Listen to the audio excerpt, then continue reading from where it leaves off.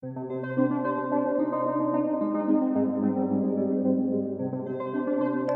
this episode of Scammer Stories, a man called the original Internet Godfather. He wasn't just a single scammer, he built a network around the world. His story is so elaborate with so many twists and turns that it's hard to believe. It begins with a little boy with an abusive mother. It was a violent environment most of the time, and you never really knew what was going on or what was going to go on. I remember one time we were asleep and we hear gunshots in the house. Brett Johnson is a name you'll want to remember. His story is so fascinating that it's destined for the big screen. He turned over to the other side eventually after being busted by the Secret Service and the FBI, but it took a while. I was stealing about $160,000 a week. Later, Brett has some really insightful opinions on romance scams and how people become victims. First, we start at the beginning of his life as a little boy growing up very close to his sister, Denise. But I'm from Eastern Kentucky. Mom was very abusive. And when I say that, I mean, she could be physical, and she was, but it was more the emotional, the mental, verbal. When she was with my dad, she'd bring men home in front of him. I mean, home in front of him. The man, he didn't have a violent bone in his body. He would just sit there and cry and beg her not to do it, and she'd do it anyway. And finally, she leaves him. I was 10, my sister 9. I get the worst parts from my mom and my dad. My mom and that side of the family, I get the criminal mindset. From my dad, I get that fear of being abandoned, of, the people that I love leaving. If we were lucky, Mom would take us with her, and we'd either wait out in the car while she went inside with men, or sometimes we'd wait in the living room and she'd adjourn to the bedroom. Most of the time, she just left us at home while she went out and partied. And when she partied for days. So this one time where I started my crimes, Mom had been gone for a few days, and Denise comes in. She's got this pack of pork chops, and I asked her, I was like, "Where'd you get that?" And she was like, "I stole them." And I'm like, "Huh, show me how you did that." She takes me back over to A&P, and she shows me how she boosts food. And I'm like, "Hey, it's a good idea. Let's do that." So we start stealing food, and we were stuffing the stuff down our pants. And, we were 10 and 9. Nobody was noticing us. But we wanted to have some sandwiches. Well, you can't stuff a loaf of bread down your pants. So across the way was Kmart. I went over there and I stole a hoodie, a zip-up hoodie, so that we could put loaves of bread in the sleeves of that hoodie. And that's where we started stealing clothes. And then, once we figured out we could steal clothes, well, we could steal games and jewelry and toys and music. And Mom comes home, sees the stuff we've been stealing, asks where it came from. And of course, I'm the guy who tried to lie about it and tell her we found it. Denise, she stands up in front of my mom and says, "We stole it." And my mom looks at my sister and she's like, "Well, show me how you doing that kind of stuff." And my mom joins us. And when I say join us, what I actually mean is my mom ran me and my sister as little shoplifters. She goes and gets her mom as well, runs us as these little shoplifters, and, either to distract what her and her mom are stealing or to have us steal stuff because, little kids aren't going to get that much trouble. And we used to take these road trips all the time. They'd go to JCPenney's and steal jewelry and clothes and stuff like that. I'd go to the bookstore and steal books. And that ended. What happened was they got caught. We went to the Fort Henry Thomas Mall in Kingsport, Tennessee. We were supposed to meet back at the car at like 1 o'clock. Well, I get back to the car and I've got a load of books and everything, and no one's there. So I wait around 20 or 30 minutes. And I'm like, well, they got to be in JCPenney. I don't know what's going on. Go to walk in JCPenney, and there are 2 security guards standing outside. And I literally hear, as I'm walking in, I hear my name over top one of the walkie-talkies, Brett Johnson. I stop. I'm like, "Brett Johnson?" They're like, "Yeah." And I'm like, "I'm Brett Johnson." And they look at me. They're like, "Come with us." So I go with them, and they take me to the security room. And there's my mother and my grandmother huddled together in a corner, crying their eyes out, screaming how they didn't do it, anything else they didn't mean to. It was a mistake, but they've never done it before, all that bullshit. My sister's sitting in the opposite corner, just mad. I mean, she's staring holes through them like she could kill them right there. That's how they got caught.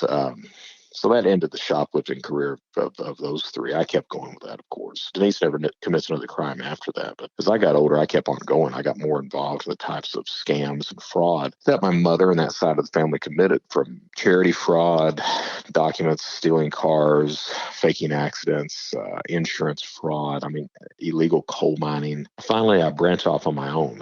When I was 24, I faked a car accident to get the money to get married and move from Hazard, Kentucky to Lexington, Kentucky to go to University of Kentucky. And I was going there for literature and theater acting. A lot of the reason I break the law, it's money so I could kind of shower the ones that I love with material crap. So I got married. I told my wife, I was like, you don't worry about working. I'll do the job. I've got a job already. Yeah, I'll do that. Don't worry about cooking and cleaning. I got you. So here I am, 18 hours of classes, 40-hour work week, doing all the cooking and cleaning and everything else. And I can't do all that.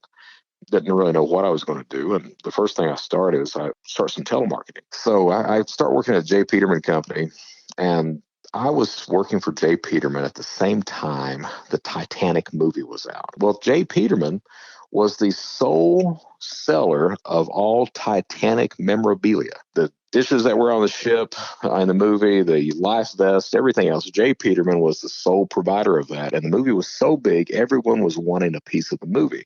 So you could buy, like, say, a life jacket from J. Peterman for $90, and you could resell it on eBay for $360. Working customer service, I had access to the order system. I started canceling other people's orders, putting orders in my name, and start selling stuff on eBay. Well, one morning before work, I get a knock at the door, and it's the Fayette County Sheriff's Office. So I'm like, what can I do for you? He's like, you're selling Titanic memorabilia on eBay. I was like, yeah. And he's like, what are you selling? I was like, well, I'm selling dishes and life vests and everything else. He's like, well, look, he said, we got a call from someone that has bid on one of your items, and he doesn't think you've got the real item. No one can get this merchandise. And I was like, well, I can get it. And the detective pops up and he's like, how are you getting the merchandise? And I'm like, well, I work at J. Peterman, and I know all the orders that are coming in, and I can just go in and buy the merchandise before anybody else is able to buy it. He's like, we are wasting our time here. So they leave. Well, I go into work that afternoon, and Audrey Peterman, Jay Peterman's wife, she calls me into the office. The sheriff's office had told them that I was selling their product on eBay. So they fired me that day.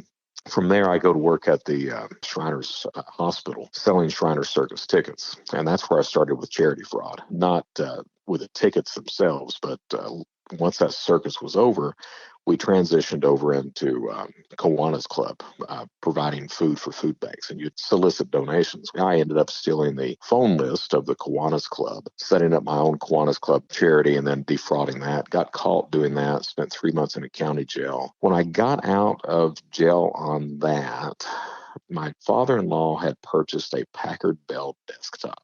I rounded up enough money to buy a CD-ROM copier and started to sell pirated software as the real thing. Ended up making some contacts with pirated software coming out of Hong Kong that were selling on Classifieds 2000 as well. So I started to sell actual pressed copies of pirated software, pirated video games.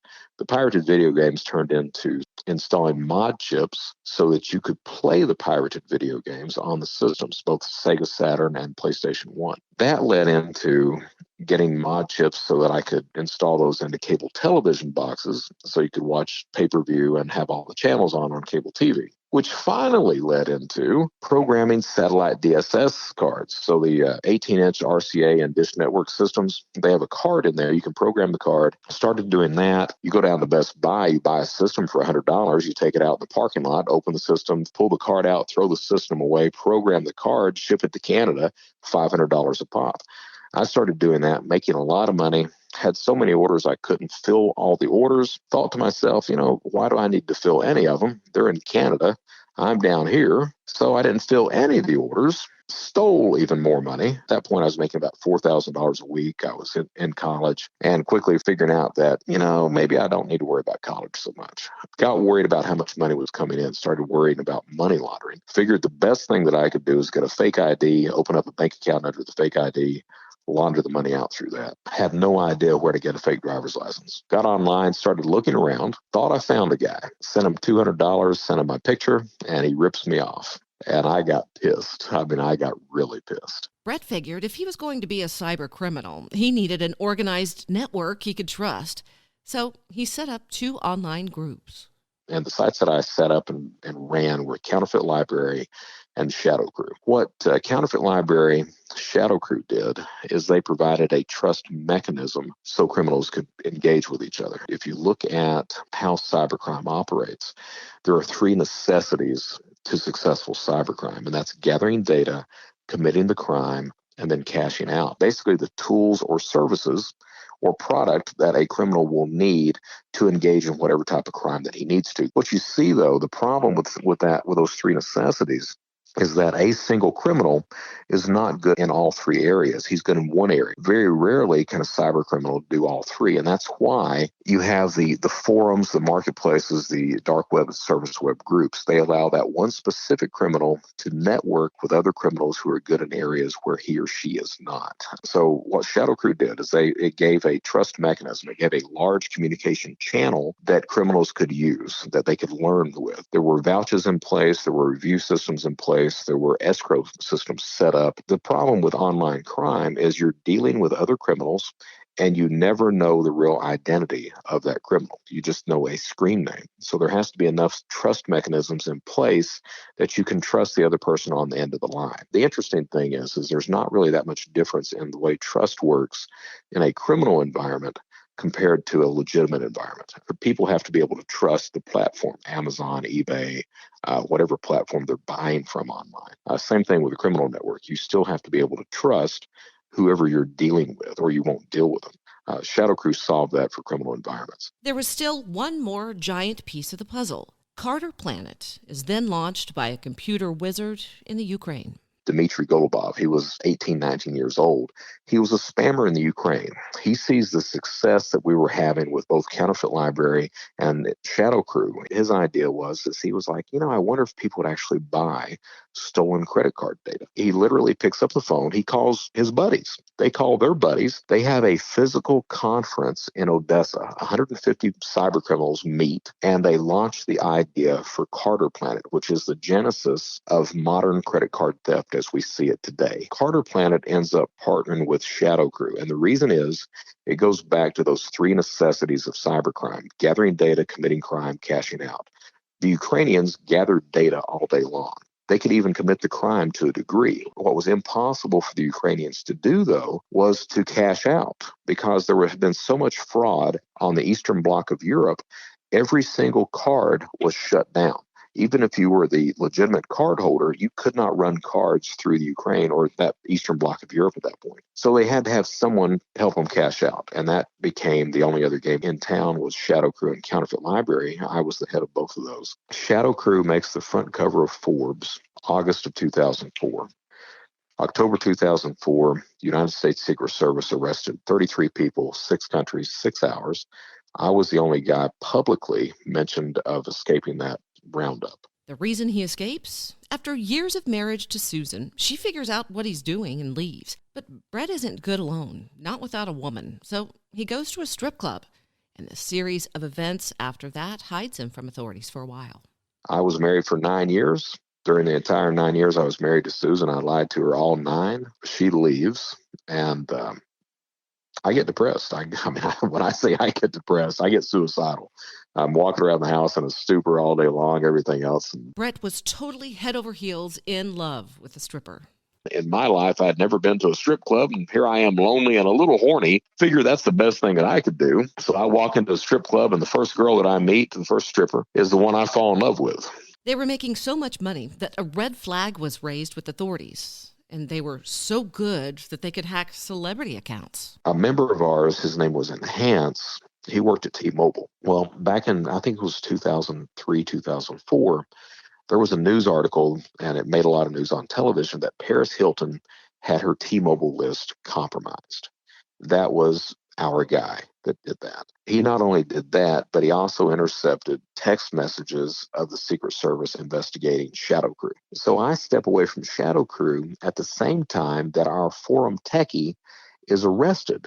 So this guy named Albert Gonzalez, he's in New Jersey, broad daylight. He's got a backpack on his shoulder. He's got a stack of white plastic counterfeit cards. He's putting one card in an ATM, pulling out cash. He does this at one ATM for over 40 minutes. Meanwhile, across the street, 2 New Jersey cops are there, and they're like, hey, what is this guy doing standing in an ATM for 40 damn minutes? So one of the cops gets up, goes over, walks up to Albert. Albert's wearing a wig. He's got a disguise on, everything else.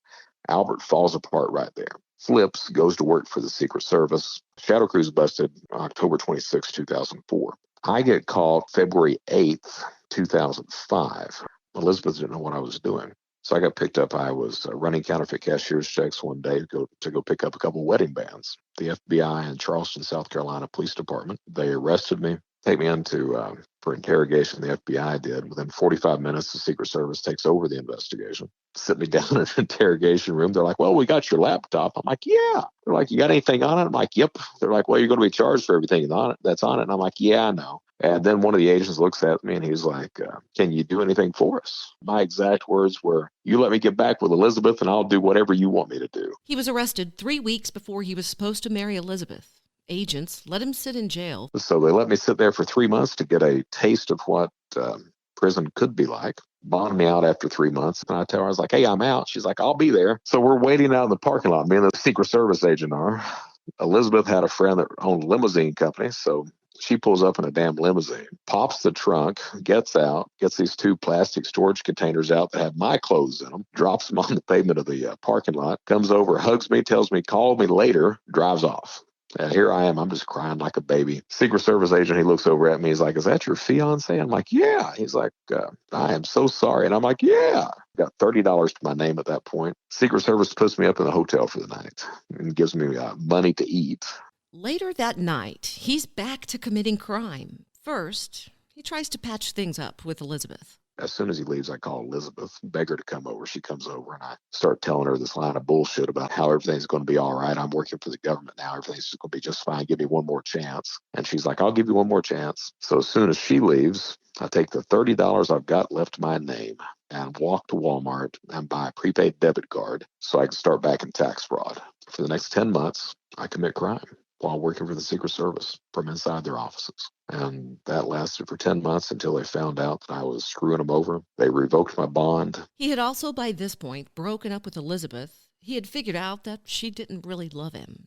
And I go off the deep end at that point and start drinking heavily, dropping anywhere from $4,000 to $6,000 a night at strip clubs, and get to the point where I don't care anymore. I go cross country on a crime spree. I figure I need to steal enough money to make it down to Brazil. So I steal about $600,000 in the space of 4 months. The night before, I was in Las Vegas, Nevada, had stolen 160K out of ATMs. Wake up the next morning, signed on to cartersmarket.com, which was ran by I guess you'd call him a friend of mine, Max Butler. He's in the book Kingpin, written by Kevin Polson. I'm in that book as well. So I signed on to Carter's Market. There's my name, most wanted beside of it. And I was so much an asshole. I mean, it scared me to death, but I was so much an asshole at that point that I looked at that for about 20 minutes and I was like, "Well, Brett Johnson, you've made the United States most wanted list. What now?" And I said it out loud and I was like, "I'm going to Disney World." So I loaded up the Jeep that I had, drove from Las Vegas, Nevada to Orlando, Florida, rented a timeshare for about 6 weeks. Secret Service, they came and got me, arrested me and sent me to prison. Of course, I escaped from prison after that. He was at a minimum security prison where he worked outside, so he was able to just walk away. In prison, I went through 3 prison riots, saw 4 suicides, 2 murders. Took about 2.5 years for me to get to the point where I understood that the only reason that I was in prison was my choices. It wasn't, I justified my crimes. I'd said I did it because of family and wife, stripper girlfriend, all that. So lasted about 3 weeks. Secret Service, they come and arrest me in Lexington, Kentucky. Went back to prison, spent 8 months in solitary confinement. Then got shipped out to a real prison in Big Spring, Texas, where riots, murders, all this other stuff happened. I was met at the gate. That's one of the things I didn't understand about prison is that guards don't run prisons. Inmates run prisons, gangs specifically. You're met at the door by whatever race you are. And I was met at the door by the treasurer of the Aryan Brotherhood. As soon as I walk in, it's a converted Air Force compound. Everyone sleeps in a barracks. A guy named Nick Sandifer, he looks at me. He's like, any more white guys come in? I'm like, "Yeah, 3 or 4. He's like, "What are you in here for?" "Computer crime." And he looks at me. And I didn't understand that when you say computer crime, it doesn't mean credit card theft, hacking, or whatever you want to call it. It means child pornography. So I mistakenly told the Aryans I was a pedophile. He goes and gets his big buddies to circle around. They're all asking me, "What the hell?" I'm trying to explain it, but the way it actually works, they won't act on whether you're a pedophile or not unless they have evidence of that. And the guards are the ones who give the evidence up. So they were waiting for that to come from the guards. It never arrived because it wasn't a pedophile. But what came in before that was Wired magazine hits the compound 4 weeks after I'm there. I'm in the magazine, and it's talking about the credit card theft, the hacking, the stolen money, all that. And then it says Brett Johnson, Secret Service informant. The warden gets wind of it, shuts down the entire compound, calls me in the office. He's like, did you give an interview to Wired Magazine? I'm like, yeah. He's like, why the hell did you do that? And I was like, it seemed like a good idea. And he's like, man, they will kill you here. And then he looks at me, he's like, do you feel safe here? And I was like, I knew what that meant. If you tell me you don't feel safe, they throw you back in solitary for 8 months until they transfer you. I just got out of solitary, so I'm damn well not wanting to go back. And I'm like, yeah, I feel completely safe. And he's like, get back to your bunk. If anything happens, please let me know, because they will kill you here. They do a locker search trying to get all the magazines off the compound. They can't. The next day I walk back into the unit. There's Nick Sandifer. He's laying on his bunk. He's got the magazine reading it. I'm like, oh, shit. So I walk up to him. I'm like, hey, Nick, what are you doing? He's like, oh, just doing some reading. I was like, anything interesting? He's like, it's getting there. And I was like, are we going to have a problem? And he looks at me. He's like, did you snitch on anybody that's here right now? I was like, no, I did not. He's like, until someone gets here you told on, we don't have a problem. But you need to do something for me. So the do something is federal prison, everyone has to work. Doesn't matter what you do, you got to have a job. I got a job in education teaching a literature class. Every Aryan signs up for the literature class. A couple of guards used to eavesdrop as well. And that lit class was not a lit class. It was a fraud class where I taught anybody that wanted to know about how to commit fraud. I didn't have to join up with a gang. I didn't get my ass beaten. And I fell under the protection of the Aryans at that point. So I wasn't harmed or anything until I finally transferred over to a much nicer facility at Fort Worth, Texas. And I was able to not have to do anything like that. But I got out in 2011, had no taste of breaking the law whatsoever. I was under 3 years probation. I couldn't touch a computer. I had job offers from Deloitte, from No Before Fishing, from a couple of payment processors. Couldn't take that. Got to where I was trying to apply for fast food. Nope, that's a computer. He has a hard time in the job department, but he ended up talking his way into a lawn mowing crew, and he finds a girlfriend. My wife now, Michelle, but she ended up finding me, and I ended up moving in with her about 2 months later. Started working for him, and the job was pushing a lawnmower. I pushed a lawnmower for 10 hours a day, 5 days a week, and the pay was $400 a week. But the job is seasonal, and that means it ends. I didn't have any money coming in. Michelle was the only one working. And I was like, I got to do something. I got to show her I'm worth it. So I figured the best thing that I could do, or at the least what I could do, is I could bring food in the house. So I got online, got some stolen credit cards, and it started with me ordering food. I got picked up. I got picked up on a food order. I had some steaks from Diamond Ranch coming in. Went back to prison for 10 months. And that's when I find out that Michelle didn't need me for what I could give her. She just wanted me for me the entire time. I'd never had that with anybody in my life except my sister. So I did my 10 months, got out of prison. We got married shortly after that. I'm off probation now, so I could touch a computer. So I signed on to LinkedIn. And I reached out to this guy named Keith Malarski. He was the top cyber agent on the planet, as far as I'm concerned. He was involved with some of my arrests. And I sent him a note on LinkedIn. I was like, hey, I just want you to know I respect everything you did. I think you did a great job. By the way, I'd like to be legal. He responded to me in 2 hours, under 2 hours. And that's what led to his job as a speaker around the country today. Took me under his wing, gave me references, advice, and he does that to this day. Today, I podcast. I've got a couple of TV shows in the works, books coming out, speak all over the planet, consult with top companies, consumer groups, people, everything else. Is there one crime that haunts you more than the others? I think the worst one for me, there was a single parent, a lady, and she was on eBay. And I wish I could tell you it happened at when I first started breaking the law, but it was right at the end days. So this lady had a coin collection. It was silver back in the day, all U.S. currency. The coins used to be silver. So she had saved up like 70 pounds of silver coins, and she was selling them to put a roof on the house for her and her kids. I ripped her off. I got her to send the coin collection in, and I sent a counterfeit cashier's check to her. Other crimes that haunt him are draining people's retirement, and one guy who went to jail when he went to deposit one of his counterfeit checks. I asked Brett about my burning questions behind my mother's romance scam before she died. How could my intelligent mother fall for it? You have to understand first that from a victim predator point of view, all right, and it's kind of important that you realize that's the relationship. When scammers look at people, you're either predator or prey. The scammer tends to be in predator mode. All right, so he's looking for prey. It starts out as a relationship of oppositions. You're on two separate sides. But An experienced scammer, it's all about getting that person that's on the opposite side, that's in the opposition, on your side. Okay. Or making them believe they're on your side. As long as you're in opposition, it's much harder to get someone to send you money. So you need to get that person to where they believe that they're on your side. The thing about romance scams that is really despicable is you're dealing with a person, and it doesn't even have to be romance. You're dealing with a person who just wants friendship or love or whatever you want to call it. And that is an extremely strong motivator. You look at my past, what would I do for love? Well, I would end up on the United States Most Wanted list, all this other stuff. Okay. I would spend a lifetime of crime trying to, I guess, make up for the lack of love or the way that love was shown to me as a child. But that type of motivator is an extremely strong one. It's one that blinds people as well. So what you're dealing with is you're dealing with a person that is lonely. It's all about, the parents, the kids grow up and they move away. The parents are there, they're alone, they don't really have anybody else. Just say hello to them. That person, they don't have anybody, or they don't think they have anybody. Sure, they've got their kids may visit them and everything else, but they've got their own life. All of a sudden, maybe they're wanting friendship, maybe they're looking for love or romance, what have you.